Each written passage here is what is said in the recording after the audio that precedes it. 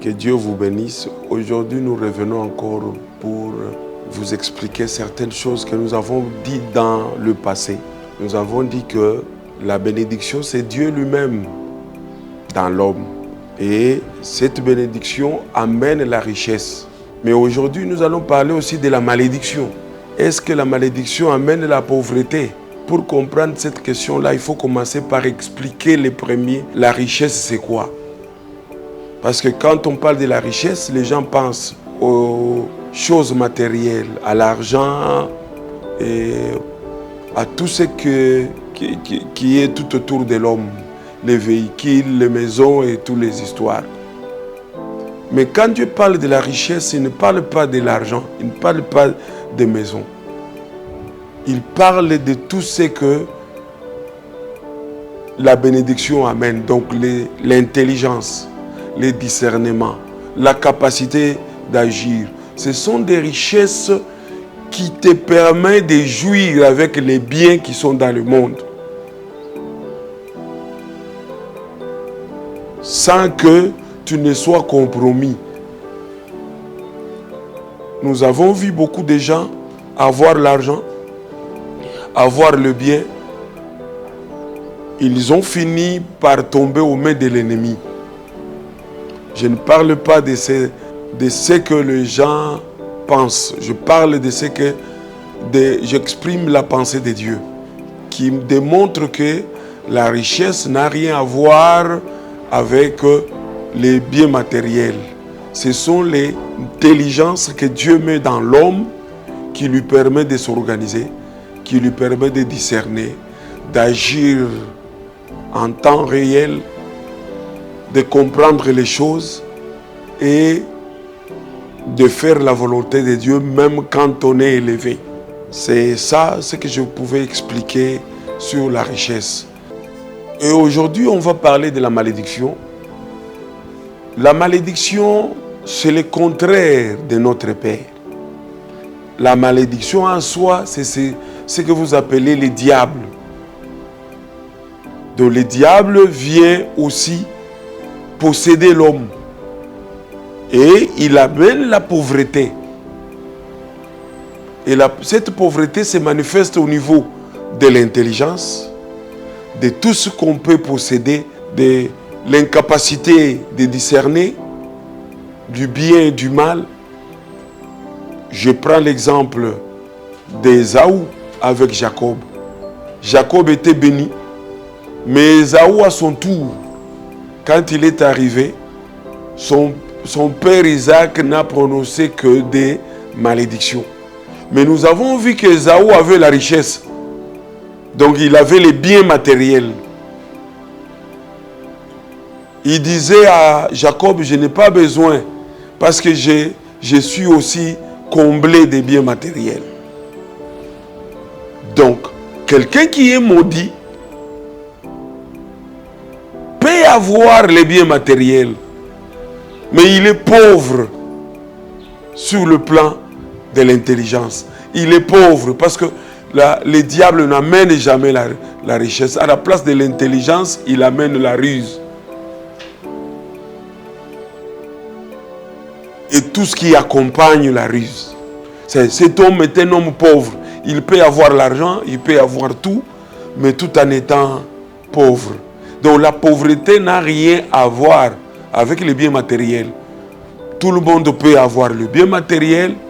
La différence, c'est que celui qui a été béni est riche parce que Dieu a amené l'intelligence, il a amené le discernement, il a amené beaucoup de choses qui sont attachées à l'intelligence, qui lui permet d'agir correctement.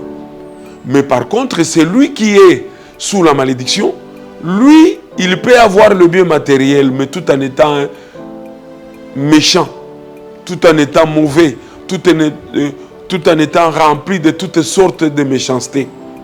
Parce que c'est ce que le diable a amené dans sa vie.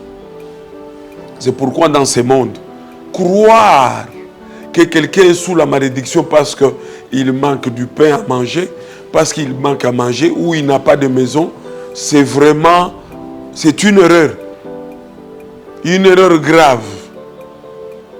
Parce que, et c'est lui qui est sous la malédiction, et c'est lui qui est sous la bénédiction, ils peuvent avoir des biens matériels.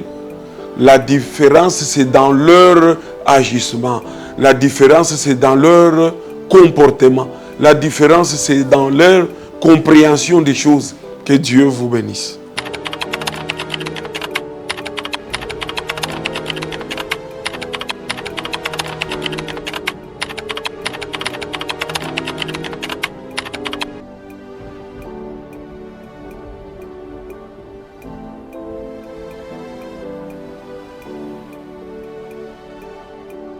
Quand est-ce que la malédiction vient dans la vie d'une personne? La malédiction vient dans la vie d'une personne quand la personne est possédée par le diable.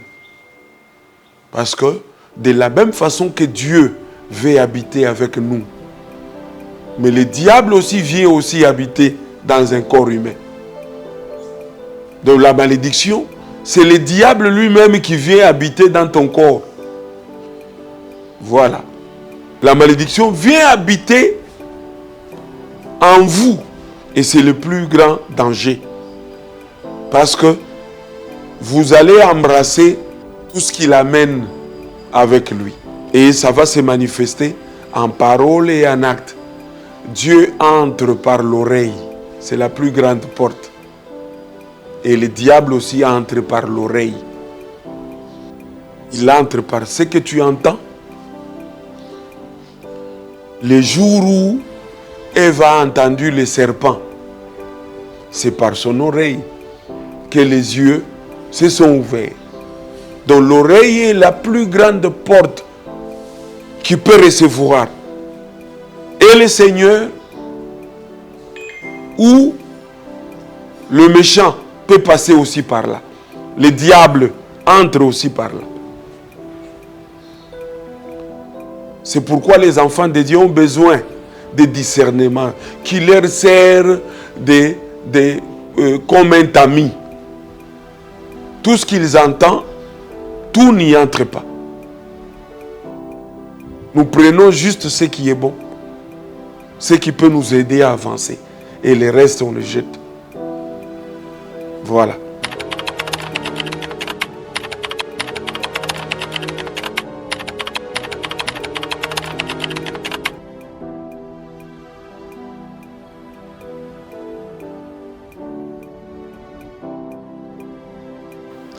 La question, c'est que vous voulez savoir que faire rentrer la parole, c'est pratiquer. Non, ce n'est pas la pratique.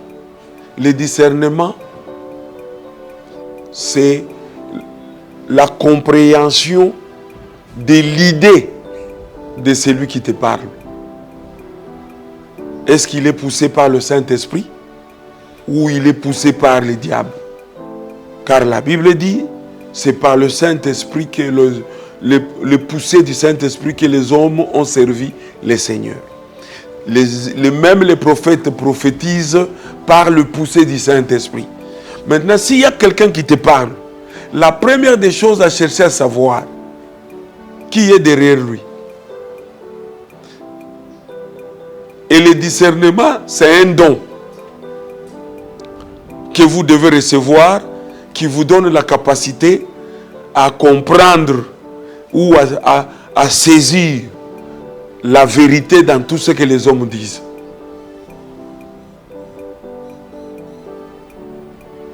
À cerner là où se trouve la vérité, où est-ce que le diable est en train de parler. Voilà. Maintenant, il y a aussi quelque chose d'autre que le Seigneur donne, à part le don. C'est la parole de Dieu qui nous permet aussi de discerner. Parce que la parole de Dieu ouvre l'intelligence pour que nous puissions comprendre. Est-ce que c'est le diable qui veut entrer ou c'est l'Éternel lui-même qui nous parle? Et tout cela se passe par l'oreille. L'oreille devient comme une langue. Il joue le rôle de la langue. Quand vous mangez les piments, vous ressentez cela. Si il y a du sucre, vous ressentez cela. Si c'est du sel, vous ressentez que celui-ci a parlé, mais animé de beaucoup de choses. Un jour, Jésus dit à Marthe, Marthe, tu t'inquiètes pour beaucoup de choses. C'est parce qu'il avait discerné la parole que Marthe a parlé. Marthe s'est adressée à Jésus en disant, dites à Marie de venir m'aider parce que ce que nous faisons, c'est pour vous. Mais quelle a été la motivation de Marthe? Dieu et Jésus avaient compris cela. Il dit, Marthe, tu t'inquiètes pour beaucoup de choses. Mais Marie a choisi la bonne part. Parce que dans la pensée de Marthe, c'était de dire, Marie ne devait pas s'attacher à l'enseignement. Il devait faire d'abord ce que nous sommes en train de faire, préparer pour l'homme de Dieu. Voilà la pensée. Un autre jour, c'est Pierre qui dit, mais nous ne pouvons pas aller à Jérusalem parce que là-bas, on nous a pourchassés, on voulait te tuer. Mais Jésus répondit par le discernement en disant, arrière de moi, Satan. Pourquoi il a dit ça? Il a compris que ce que Pierre disait n'était pas la volonté de Dieu. Tout ce qui vous empêche, qui est contraire à la volonté de Dieu, vient de l'ennemi. C'est ça la vérité.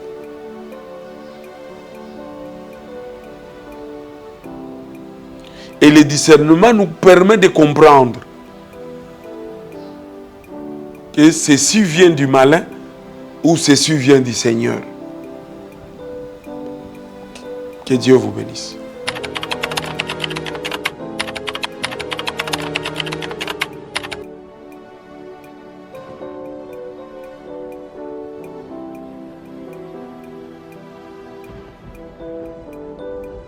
Il y a quelque chose qui les différencie. Celui qui a eu la richesse, donc qui a eu la bénédiction, il se comporte contrairement à celui qui a la malédiction. Par contre, celui qui a la malédiction, cela devient un sujet d'orgueil. Il peut détruire vie autres parce que lui s'est dit, moi je suis riche. Donc les biens matériels ou l'argent devient une arme à destruction massive. Il détruit les familles des autres. Il fait n'importe quoi avec ce qu'il a. Mais celui qui a reçu la bénédiction, lui, il reconnaît que cela vient de Dieu. Et la première des choses dans sa vie, il s'attache à l'œuvre de Dieu. Donc si on parle de l'œuvre de Dieu, il est là pour agir. Il est là pour faire la volonté de Dieu. Par contre, celui qui a reçu la malédiction, lui-même quand il fait une bonne chose, il le fait par orgueil. Il y a une différence. Ça veut dire celui qui a la bénédiction est humble et simple de cœur. Mais celui qui a reçu il a la malédiction, lui il est rempli d'orgueil. Tout ce qu'il fait, il veut que ça se sache que c'est lui qui a fait ça. Nous voyons des gens qui vont donner, de faire les œuvres de charité. Pourquoi ils appellent la télé? Pendant que Christ dit, si vous donnez à quelqu'un, il faut veiller que l'autre ne puisse savoir que c'est vous qui l'a donné. Mais pourquoi ils viennent avec des tambours? C'est parce que cela ne vient pas de Dieu.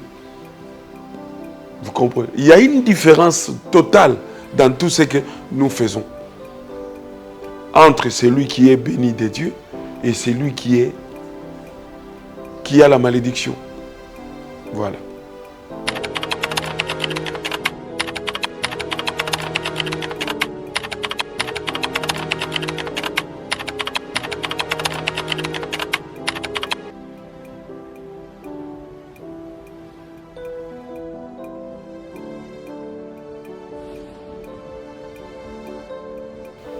Et je veux répondre.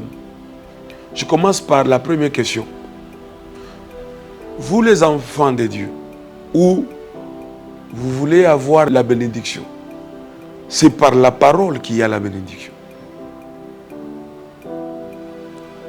Soyez tout simplement enseignables et vous allez recevoir la bénédiction singulière. Parce que la bénédiction singulière, c'est Dieu.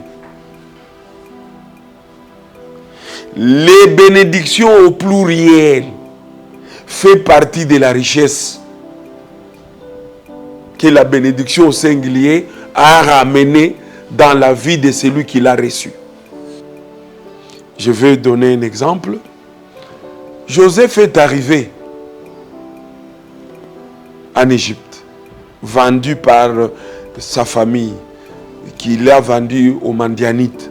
À leur retour, les Madianites ont vendu Joseph chez les Égyptiens. Mais quand Joseph est arrivé, il est arrivé comme esclave. On lui a donné du travail. Le maître du lieu a constaté que tout ce que touchait Joseph prospérait. Là maintenant on parle de bénédictions au pluriel. Les bénédictions au pluriel, c'est les intelligences qui te permettent d'agir dans tous les domaines de la vie. Et là tu réussis. C'est ça les bénédictions au pluriel. Tout ce que tu touches se transforme en or. Nous en avons besoin. C'est pourquoi ce sont des richesses que personne ne peut voler. Ça se trouve dans un endroit où même la ruine ne peut y entrer. Ni le voleur ne peut pas percer. Parce que les biens matériels, on peut les voler. On a volé la voiture, on peut détruire entrer dans la maison et voler. Mais les bénédictions que Dieu met dans votre vie, personne ne peut voler cela. La richesse que Dieu amène dans votre vie, personne ne peut voler cela. Parce qu'on peut te dépouiller, mais tu vas produire. Toujours, parce que tu es déjà béni. Tu as déjà reçu la bénédiction au singulier. Et lui a amené les bénédictions au pluriel. Et Dieu te bénisse. Je vais expliquer quelque chose pour que vous puissiez comprendre. Le monde n'aime pas celui qui est béni. Celui qui reçoit la bénédiction singulier devient l'ennemi numéro 1 de tout le monde. Et vous allez remarquer que même la famille de Jacob, ou Jacob lui-même, il a été pourchassé par son frère qui voulait le tuer à cause de la bénédiction. Nous allons avec Joseph, vendu à cause de la bénédiction. Les chemins que nous sommes en train de passer, c'est les chemins que ceux-là qui ont reçu la bénédiction avant nous, la bénédiction singulière, pour avoir, je précise bien, la bénédiction singulière, ont passé. Jésus lui-même est venu, il avait reçu la bénédiction. Lui aussi est passé par le même chemin.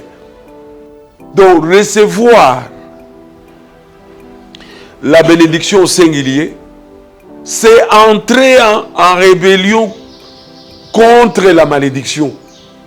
Et il ne faut pas oublier que la malédiction est un roi sur la terre. C'est lui le propriétaire de la terre. C'est lui que Jésus nous interdit d'appeler Père. Il dit n'appelez personne Père sur la terre, car votre Père est céleste. En d'autres termes, si tu reçois la bénédiction, sache que tu entres en guerre contre la malédiction. Et la malédiction va te poursuivre. Il va te frapper. Dormir affamé. Ce sont des prisons que la malédiction sait que nous ne pouvons pas nous en passer. Donc si je le frappe de la pauvreté, il manque à manger, il va revenir vers moi. S'il manque de l'argent, il va revenir vers moi. Si même la famille s'élève contre lui, il va revenir vers moi. Parce que la malédiction a planté en nous la peur d'être en contradiction avec les hommes. Que Dieu bénisse. D'être en contradiction avec la famille. Que Dieu bénisse. Donc la malédiction a planté en nous la peur de faire quelque chose qui est illogique au monde. Et nous ne voulons pas qu'on parle de mal de nous par les autres. Nous voulons seulement qu'on nous dise des bonnes choses. Tout ça sont des choses que la malédiction a placées pour nous faire peur, afin que nous puissions revenir vers lui. Mais nous voyons que tous ceux-là qui ont décidé d'affronter ces épouvantails, ils ont fini par gagner. Et vous aussi, les enfants de Dieu, vous devez gagner. N'ayez pas peur de souffrir pour Christ. Vous avez souffert parce que vous avez volé.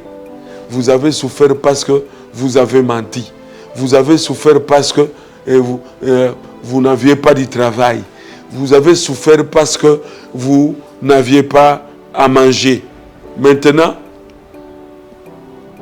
vous pouvez souffrir parce que vous avez reçu la bénédiction. Cette fois-ci, c'est pas parce que vous avez volé. Ce n'est pas parce que vous avez menti. Mais cette fois, parce que vous avez reçu la bénédiction. Voilà. C'est pas facile. Quand Dieu dit vous êtes des victorieux, c'est parce qu'il sait que vous avez combattu. Et vous avez combattu avec des choses que les hommes ne supportent pas. Ils ne veulent jamais affronter ces choses-là. Des choses comme la faim, comme dormir dehors, manquer de tout, être rejeté de la famille. Ce sont des choses que les hommes ne supportent pas. Que Dieu vous bénisse. Quand vous rencontrez la bénédiction, il y a 2 étapes. La première étape, c'est la volonté de la maman. Donc la volonté de l'homme de Dieu. C'est lui qui t'annonce la bénédiction. Toi, tu ne connaissais pas la bénédiction. Donc on t'annonce la bénédiction. Donc c'est l'homme de Dieu qui a le désir ferme que tu puisses recevoir la bénédiction. Et la seconde partie, c'est quand, maintenant que vous êtes déjà béni, et la bénédiction va se manifester maintenant devant toi, sans maintenant être sans l'intervention de maman, donc sans l'intervention de l'homme de Dieu. Que Dieu vous bénisse. Sans l'intervention de l'homme de Dieu, Dieu lui-même, qui est la bénédiction, vient vérifier si tu as compris. Que Dieu vous bénisse. Que Dieu bénisse même ceux-là qui me suivent à l'international et ceux-là qui sont à l'intérieur du pays. Que Dieu les visite. Et la prière continue, comme je l'ai dit les dimanches. Nous sommes sur 12e rue, numéro 2. Donc vous pouvez passer là-bas le mercredi de 15h à 17h30. Oui, les vendredis aussi, de 15h à 17h30. Et les dimanches de 9h à 12h. Soyez nombreux et Dieu va vous visiter. Nous continuons la prière comme je vous ai donné l'horaire. C'est le mercredi, le vendredi et les dimanches. Il y a des activités là-bas.